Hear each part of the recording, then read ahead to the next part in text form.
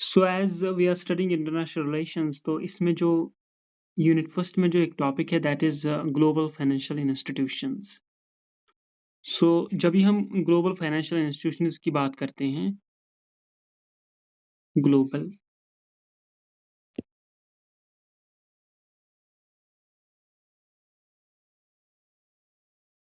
Financial institutions, global जब यहाँ पर टर्म ग्लोबल आती है तो इट इटसेल्फ सेज ये इंटरनेशनल है।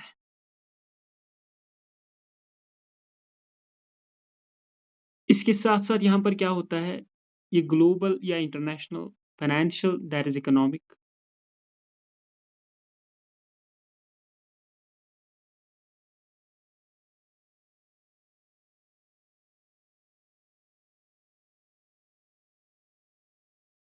इंटरनेशनल इकोनॉमिक इंस्टीट्यूशंस, चाहे हम ग्लोबल कहें या इंटरनेशनल कहें, दैट मीन्स ये दोनों जो है ये सिर्फ एक नेशन में नहीं होते हैं बट इन वेरियस कंट्रीज में होते हैं, वेरियस कंट्रीज के होते हैं। तो ग्लोबल ये नेशनल नहीं है बल्कि इंटरनेशनल, तो एक से ज्यादा कंट्रीज। अब ये क्या है, financial institutions, economic institutes of the world, economic institutes of the world. और जहां तक ग्रोथ की बात है, growth of such international economic या इंटरनेशनल फाइनेंशियल इंस्टीट्यूशंस, ये ग्रोथ मोस्टली हुआ, कब से हुआ ये हुआ वर्ल्ड वार टू के बाद, ये हुआ वर्ल्ड वार टू के बाद। तो जहां तक इंटरनेशनल रिलेशंस की बात है, इंटरनेशनल रिलेशंस में जब हम वर्ल्ड वार टू की बात करते हैं तो वो 1945 के दौरान आता है। तो इसी वर्ल्ड वार सेकंड के बाद स्टार्ट हो गया दुनिया में जो है ग्लोबल ये फाइनेंशियल सिस्टम। इसको क्यों कहते हैं ग्लोबल फाइनेंशियल इंस्टीट्यूशन, को हम क्यों कहते हैं global financial system, GFS, global financial system? क्योंकि ग्लोबल फाइनेंशियल सिस्टम में आती है, सबसे पहली बात जो इसमें आती है वो आती है फाइनेंशियल कंपनीज आती है, फाइनेंशियल फाइनेंशियल कंपनीज आती है, इसमें रेगुलेटर्स आते हैं, रेगुलेटर्स, रूल्स, रेगुलेशंस या इनको चलाने वाले MNCs आती है, और इंस्टीट्यूशंस आते हैं जिनमें कंट्रीज का रोल भी रहता है।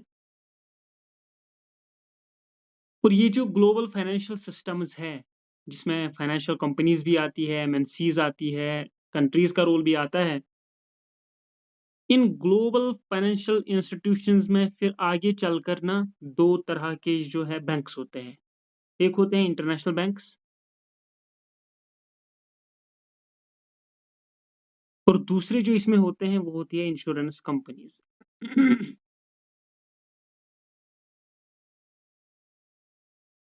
इंश्योरेंस कंपनीज होती है।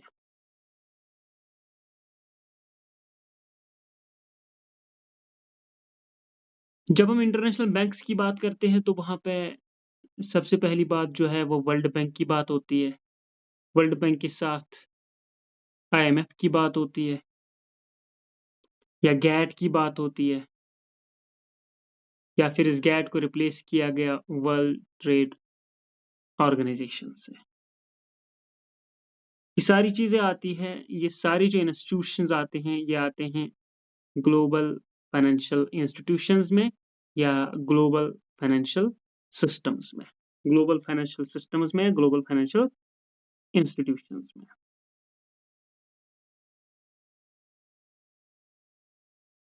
अब ये जो फाइनेंशियल इंस्टीट्यूशंस है जो हमने पढ़ने हैं ग्लोबल फाइनेंशियल इंस्टीट्यूशंस, उनमें मोस्टली जो है यही है, एक वर्ल्ड बैंक है, IMF है और वर्ल्ड ट्रेड ऑर्गेनाइजेशन। क्योंकि ये जो गैट है, गैट ही लेटर ऑन 1995 के बाद वर्ल्ड ट्रेड ऑर्गेनाइजेशन बनी। So let us begin and we will begin with World bank.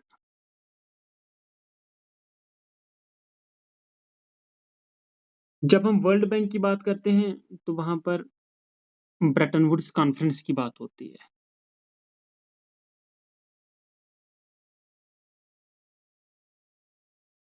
Brayton Woods conference. ये जो ब्रेटन वुड्स कॉन्फ्रेंस हुई, ये अमेरिका में हुई 1944 में। 1944 में। लेकिन ये जो ब्रेटन वुड्स कॉन्फ्रेंस होती है, इसने ट्विन सिस्टर्स को जन्म दिया, ट्विन इंस्टीट्यूशंस को जन्म दिया। ये जो ट्विन्स आ गई, ये आ गई वर्ल्ड बैंक की सूरत में प्लस IMF की सूरत में। और इन दोनों के जो हेडक्वार्टर्स है वो कहाँ पे है? अमेरिका में वाशिंगटन DC में।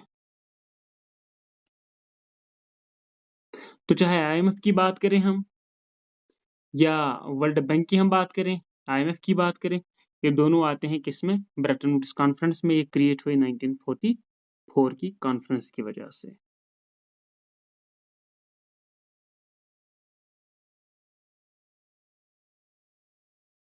ब्रेटन वुड्स कॉन्फ्रेंस का नाम क्यों पड़ा? क्योंकि ब्रेटन वुड्स के मकाम पर Bretton Woods Hampshire United States में ये कॉन्फ्रेंस हुई थी, जिसमें क्रिएट हुआ World Bank as well as IMF। लेकिन जो एग्जिस्टेंस है IMF की वो 1945 है। और इसी तरह जो वर्ल्ड बैंक की जो एग्जिस्टेंस है वो भी 1945 के अराउंड है। 1945। तो चाहे वर्ल्ड बैंक की बात करें या IMF की बात करें, these two are the parts of the conference that took place in United States in 1944 and that very conference held at Bretton Woods. At Bretton Woods. तो ये दोनों इकोनॉमिक इंटरनेशनल इंस्टीट्यूट्स जो है ये ब्रेटन वुड्स कॉन्फ्रेंस की वजह से वजूद में आ गए। अब यहाँ पर जो पहला इंस्टीट्यूट है वो है वर्ल्ड बैंक। करंटली जो वर्ल्ड बैंक की मेंबरशिप है दैट इज 189। सो हम जनरली कहते हैं it was created after world war 2 इन 1945।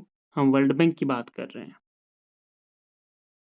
अब सीधी सी बात है, यहाँ जेके बैंक की बात करो तो वो लोन देता है, चाहे वो होम लोन हो, एजुकेशन लोन हो, कार लोन हो, बिजनेस लोन, व्हाटएवर। इसी तरह जो वर्ल्ड बैंक है ये कर्जे देता है। सीधी सी बात है, बैंक कर्जा अमीर को देगा या गरीब को देगा? वो तो गरीब को देता है। इसी तरह जो वर्ल्ड बैंक है इसकी जो एक्टिविटीज होती है ना, ये कौन सी एक्टिविटीज कवर करता है? मतलब इसका फोकस क्या रहता है? फोकस इसका रहता है developing plus under developed countries.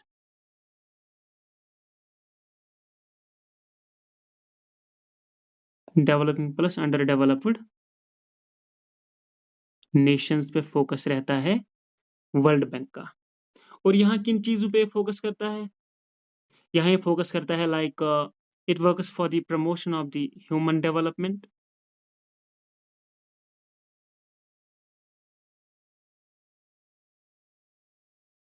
Human development. इस ह्यूमन डेवलपमेंट में क्या आता है? इसमें दो सेक्टर्स मोस्टली आते हैं, education plus health. Education plus health, ये दो सेक्टर्स आते हैं ह्यूमन डेवलपमेंट में। वर्ल्ड बैंक इसको कवर करता है। और दूसरी चीज जो वर्ल्ड बैंक करता है वो है रूरल डेवलपमेंट।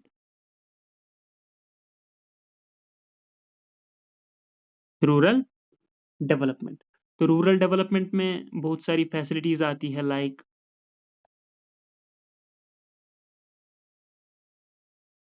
इरिगेशन की वहां पर बात होती है, वहां रूल्स रेगुलेशंस की बात होती है, नापतोल को कंट्रोल करने की बात होती है, उसको एफिशिएंट बनाने की बात होती है। इसके साथ साथ वर्ल्ड बैंक फोकस करता है इंफ्रास्ट्रक्चर के डेवलपमेंट पर। ये इंफ्रास्ट्रक्चर क्या होता है? अभी आपका घर है, उसमें सहन है, फिर वहां पार्क है, साइड में सब्जी है, फुटपाथ है। तो इसी तरह थर्ड वर्ल्ड कंट्रीज डेवलप्ड ये जो डेवलपिंग या अंडर डेवलप्ड नेशंस है, इनमें वर्ल्ड बैंक इंफ्रास्ट्रक्चर को भी प्रमोट कर रहा है, like building and construction of roads, इसमें इलेक्ट्रिसिटी फैसिलिटी, इसके साथ साथ वहां पर वाटर सप्लाई, सैनिटेशन एटसेट्रा। तो वर्ल्ड बैंक करता है ह्यूमन डेवलपमेंट भी, रूरल डेवलपमेंट भी, इंफ्रास्ट्रक्चर को डेवलप करने की कोशिश करता है। और इन्हीं कंट्रीज में वर्ल्ड बैंक चाहता है कि गवर्नेंस को बेहतर से बेहतर बनाए। गवर्नेंस, इस गवर्नेंस में क्या आता है? गवर्नेंस में ये चाहते हैं डेवलपमेंट हो, किनका? लीगल इंस्टीट्यूशंस का, लीगल इंस्टीट्यूशंस की डेवलपमेंट हो, एंटी करप्शन जो है, एंटी करप्शन इंस्टीट्यूशंस जो हैं वो हाईलाइट रहें।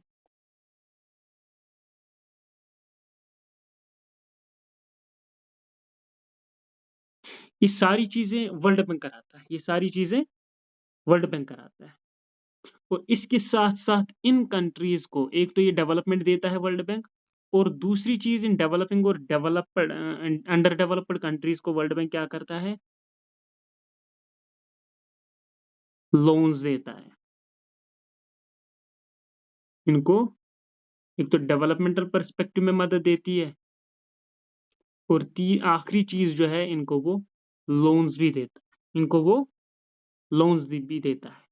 तो इस तरह से हम देखते हैं जो वर्ल्ड बैंक है, इसका बहुत इंपॉर्टेंट कंट्रीब्यूशन, रोल और इन्फ्लुएंस रहता है इंटरनेशनल रिलेशंस में, क्योंकि ये जिस तरह से डेवलपिंग और अंडर डेवलप्ड यानी थर्ड वर्ल्ड को कवर करता है बहुत सारी एक्टिविटीज में, लोन देने में, एनवायरमेंटल प्रोटेक्शन में। यहाँ पर एक और चीज आती है, that is environmental protection. Environmental protection में पोल्यूशन को रिडक्ट करना है, एनफोर्स करना है लॉ एंड ऑर्डर।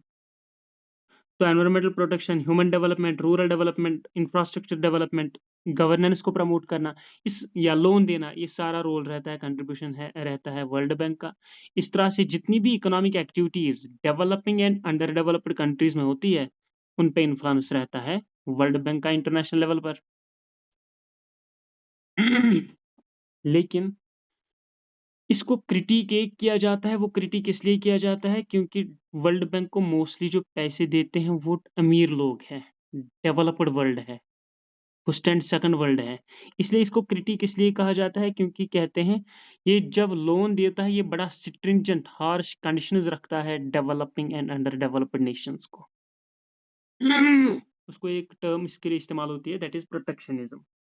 तो वर्ल्ड बैंक बड़ी हार्श हार्ड कोर कंडीशंस रखती है जब भी ये लोन देता है डेवलपिंग और अंडर डेवलप्ड नेशंस को। तो ये वजूद में आया था ब्रेटन वुड्स कॉन्फ्रेंस 44 की सूरत में, और ये कायम हुआ 1945 में। इसका हेडक्वार्टर वाशिंगटन डीसी में है, और करंटली इसकी जो मेंबरशिप है दैट इज 189। उसके बाद जो ब्रेटन वुड्स के साथ एक और स्ट्रक्चर क्रिएट हुआ, that is IMF, international monetary fund. International monetary fund ये भी एस्टेब्लिश हुआ 1945 में।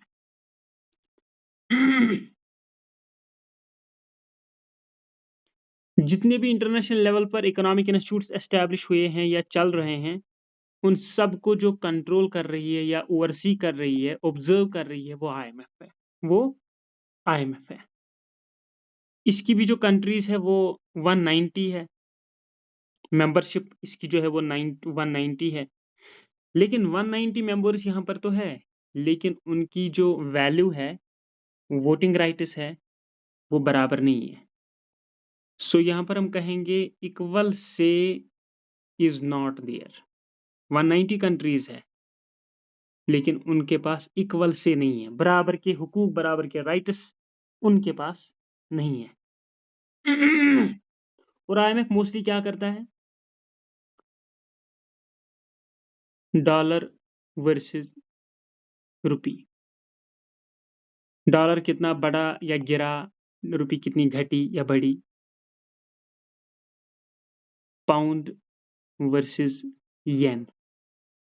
तो जितनी भी करेंसीज है उन करेंसीज का मवाजना ये करता है कौन कितना गिरा, मार्केट किसका ज़्यादा है कम है, वो सारा जो मॉनिटर करता है वो आईएमएफ करता है। लेकिन आईएमएफ की प्रॉब्लम यही है, यहाँ डिस्क्रिमिनेशन है, यहाँ जो अमीर लोग हैं उनको ज़्यादा वोटिंग राइट्स है। अदरवाइज यहाँ 190 कंट्रीज इसके मेंबर्स है, लेकिन सबको बराबर के हक हुकूक यहाँ पर नहीं है, बराबर का वैल्यू सबको नहीं है। क्योंकि यहाँ पर जो टॉप 10 कंट्रीज है, टॉप 10 कंट्रीज, उनको यहाँ पर ज़्यादा वोटिंग राइट्स है। आउट ऑफ 100 टॉप 10 कंट्रीज को यहाँ पर आईएमएफ में 55% जो है वोट्स है। खुद सोचो, जब 10 कंट्रीज को 55% वोट्स है तो 180 कंट्रीज को कितने हैं, 180 कंट्रीज को 45% है।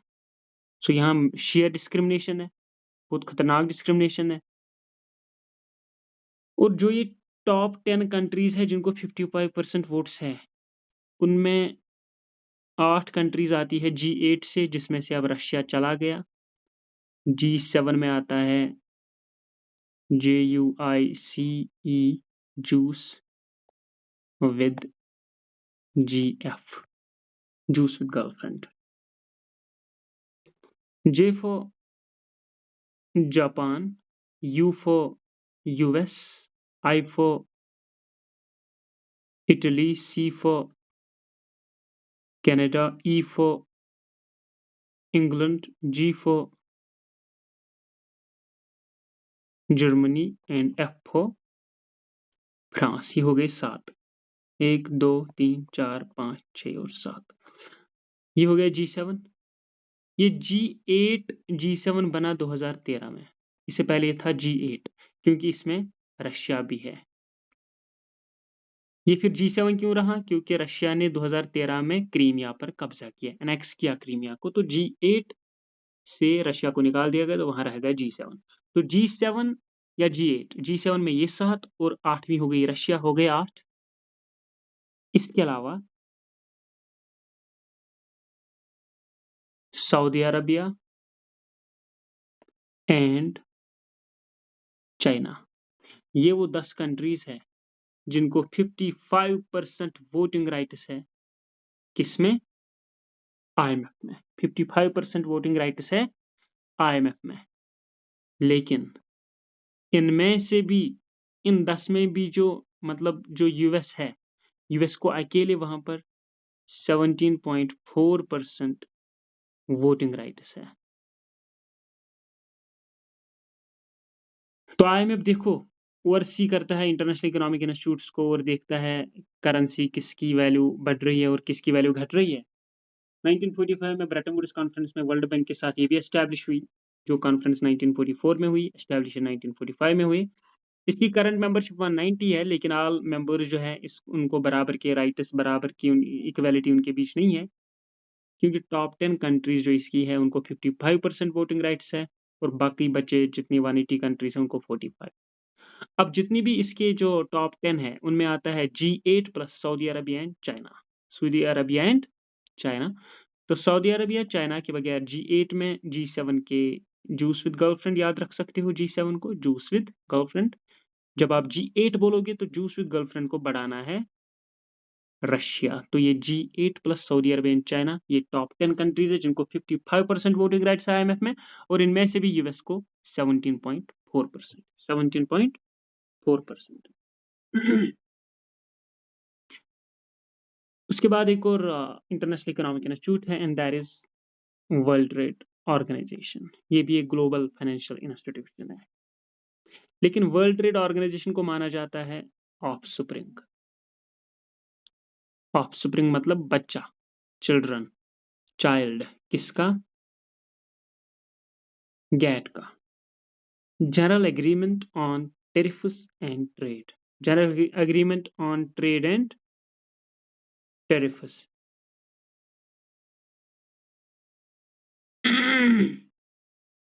General agreement on trade and tariffs. ये general agreement on trade and tariffs जो है ये वजूद में आई थी 1945 के बाद, वर्ल्ड वार सेकंड के बाद आई थी गैट वजूद में। लेकिन फिर 1995 के दौरान 1995 के दौरान इस गैट को तब्दील किया गया, इसको रिप्लेस किया वर्ल्ड ट्रेड ऑर्गेनाइजेशन ने।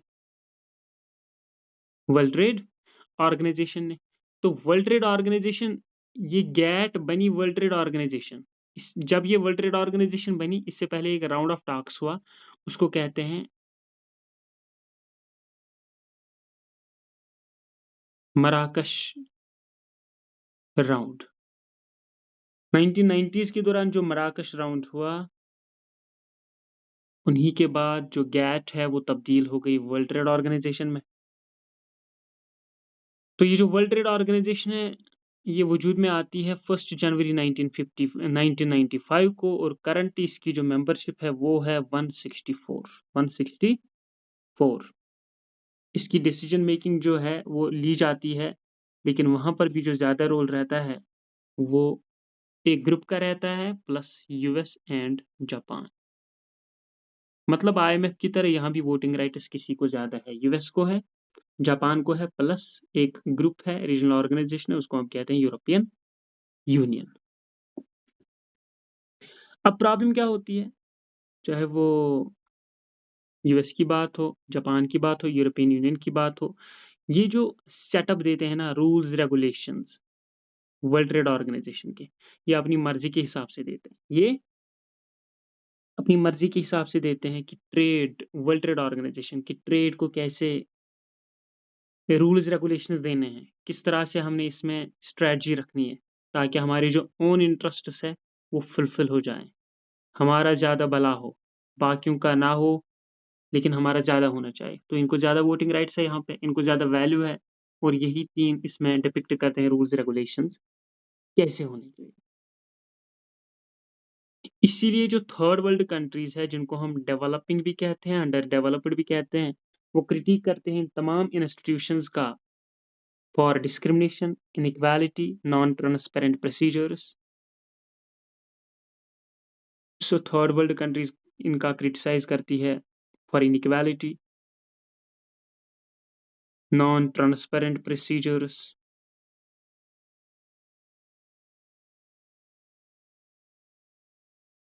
इसके साथ साथ जो डिस्क्रिमिनेशन है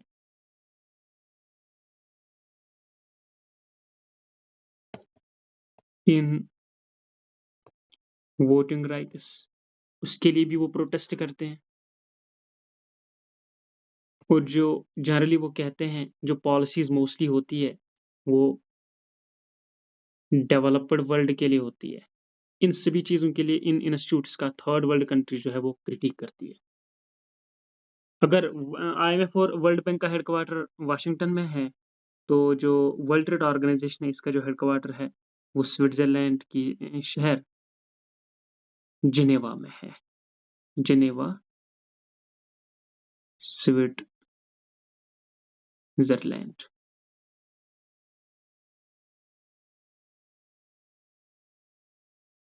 तो मोस्टली जो वर्ल्ड ट्रेड ऑर्गेनाइजेशन का रोल है इन वन सेंटेंस वो क्या है, इट मेक्स रूल्स,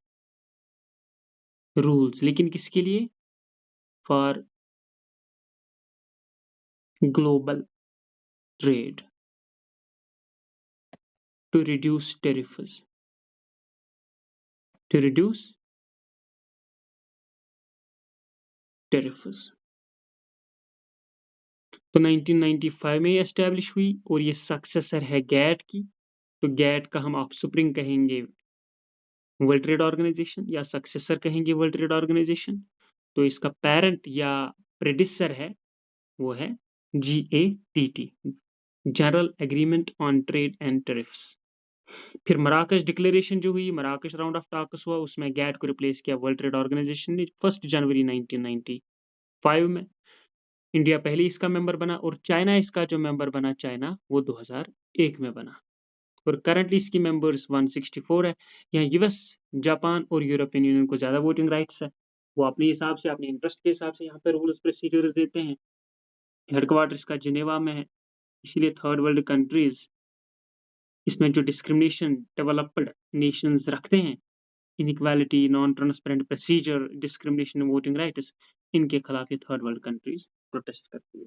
तो ये 3 इंटरनेशनल इकोनॉमिक इंस्टीट्यूट्स है और ये तीनों आते हैं ग्लोबल फाइनेंशियल इंस्टीट्यूशंस में। ये अलग-अलग भी आ सकते हैं, कलेक्टिवली भी इन पे नोट आ सकता है।